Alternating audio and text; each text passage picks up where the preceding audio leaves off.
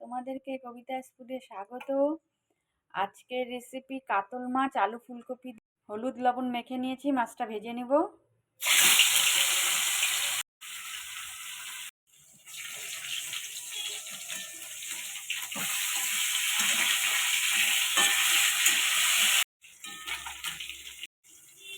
ভাজাগুলো হয়ে গেছে, নামিয়ে নেব।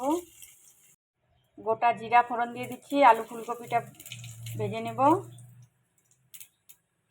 আলু ফুলকপিটা বয়েল করে নিয়েছি আমি। পরিমাণ মতো লবণ দিয়ে দিলাম, দুটো কাঁচা লঙ্কা দিলাম,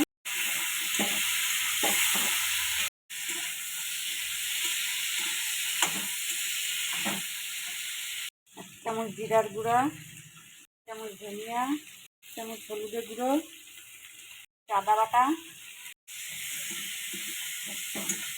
মশলাগুলো কষিয়ে নেব। সামান্য পরিমাণে চিনি দিয়ে দেব।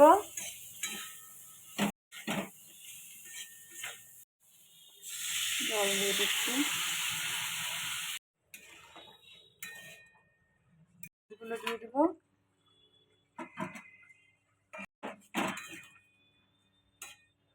উপর থেকে ধনে পাতা কুচি দিয়ে কাতল মাছের ঝোল হয়ে গেছে, নামিয়ে নেব। কাতল মাছের ঝোল একটা ডিশে নামিয়েছি। মাছের ঝোল একটা ডিশে নামিয়ে নিয়েছি।